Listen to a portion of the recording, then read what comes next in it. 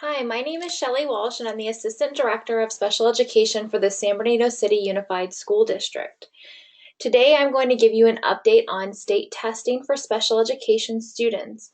It would have been optimal if this could have been an in-person meeting. However, since of the short nature that things need to be done for your students, I will do this on a webcast. I will also post a site where you can ask questions that will be monitored so that we can get you your answers as soon as possible, and others can benefit from seeing those questions answered.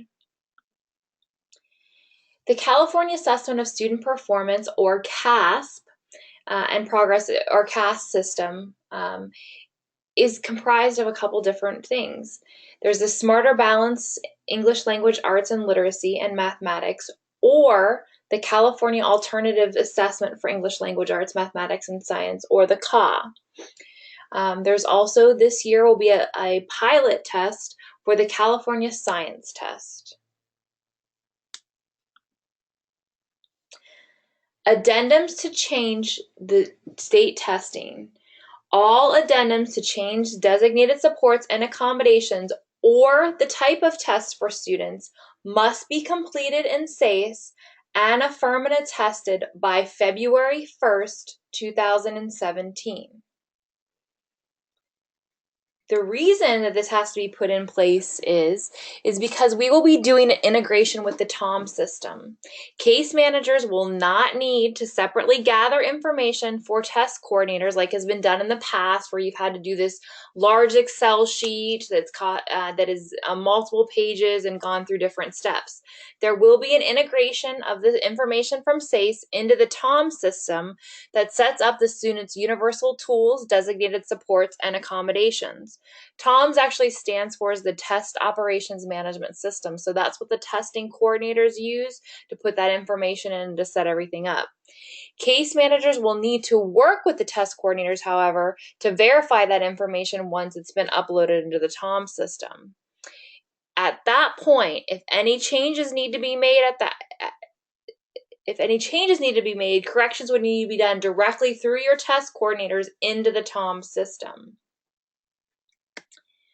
So if you're new to the district or new to teaching in general, I'm going to go over some things that you're going to need for each one of the tests. So first, I'm going to go into the CAA. That stands for the California Alternative Assessment. California statewide alternative assessments for students with the most cognitive disabilities. They are tested in all areas. Students should be in a moderate to severe classroom for the most part if they're taking the CAA assessment. So eligible students would be students that have been identified through IEP team meetings, and on this handout it goes into the specific laws that designated this test should be in place. Students in grades 3 through 8 and 11 will receive full-length summative tests for both English language arts, literacy, and mathematics, with approximately 7 to 8 hours of total testing time for each student. This year, there will be a science pilot test. The CAA for Science Pilot will be given to all eligible students in grade 5, grade 8, and once in high school.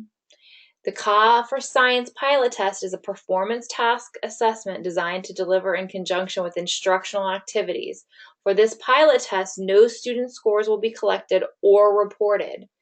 Now, I would like to tell you what grade it is in high school, but each high school has been determined by the district, and that information has been given to the test coordinators. So for high school teachers out there, please check with your test coordinator to see which grade levels will be given the science test for the CAA. You do not need to hold a special addendum in regard to science for this school year.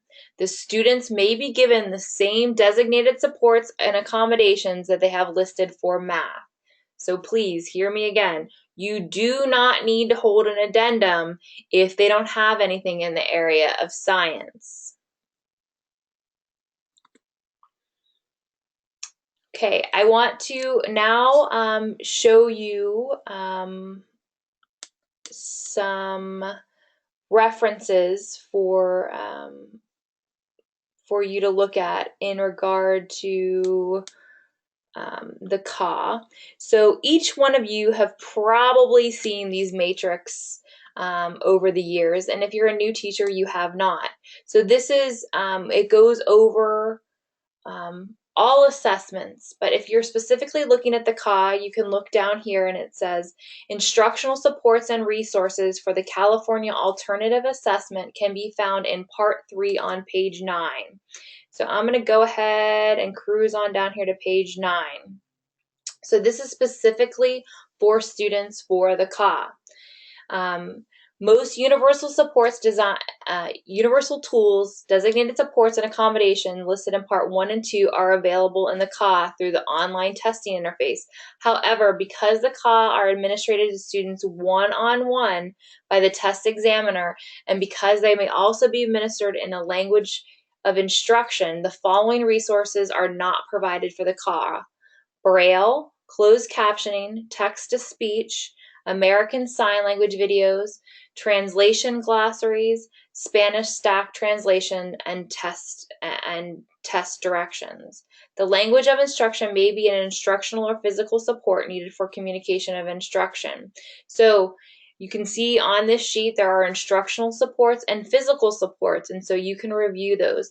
I will attach a copy of this to this video link, and I will also update it into the SACE library so that you can review. Teachers who are administering the CAA will be going to the test meetings that are put on by your test coordinators at the school site. However, as in past years, you will be doing an online instructional video that will in-service you on how to give the assessment. And then you will turn in that certification to your testing coordinator. I do also just want to show you where you make those choices on your assessment. So when you go in here for your student, let me back out of here. I'm going to go ahead and search for my student and go into that student's IEP. So for this student, I'm going to look up Mr. Mickey Mouse.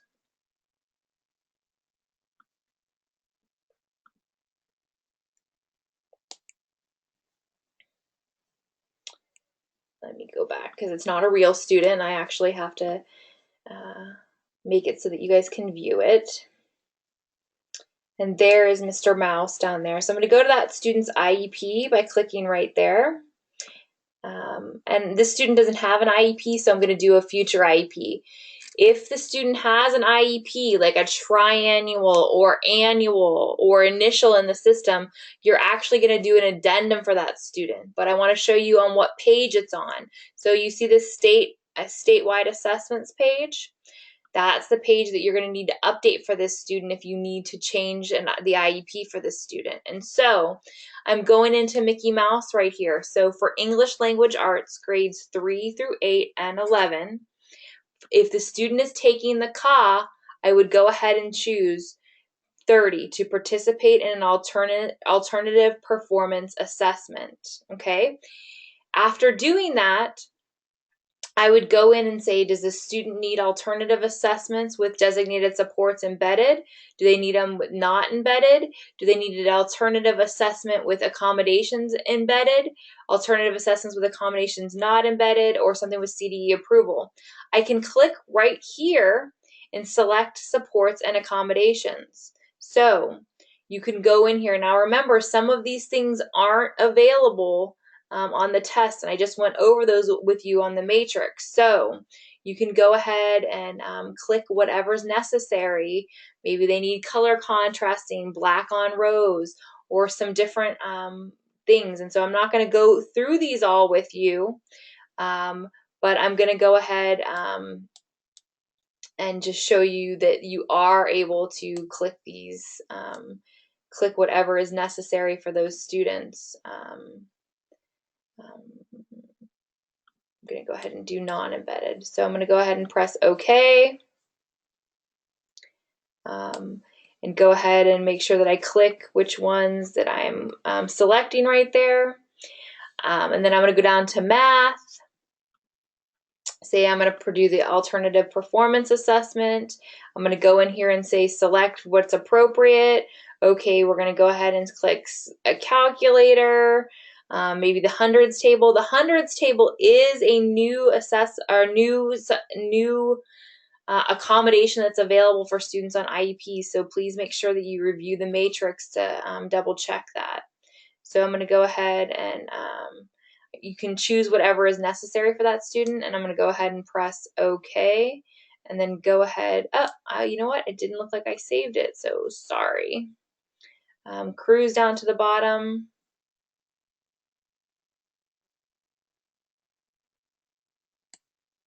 Put in color contrast magnification, and I'm going to go ahead and press OK. They went ahead and they updated in here, so I'm going to make sure I just click those.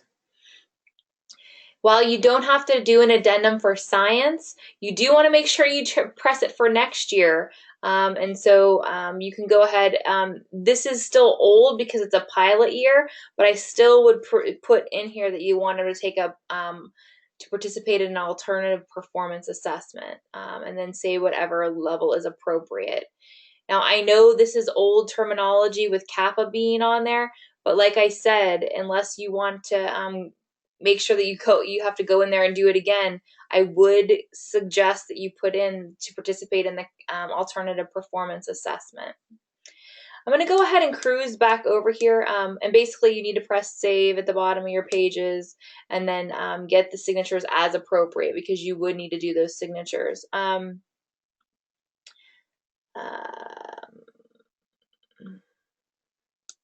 So I'm going to go back to this page for the matrix that's attached to here. All of the embedded resources are in here. So if it's accessible to all, if it's a universal support, if it's an accommodation that's going on, or a designated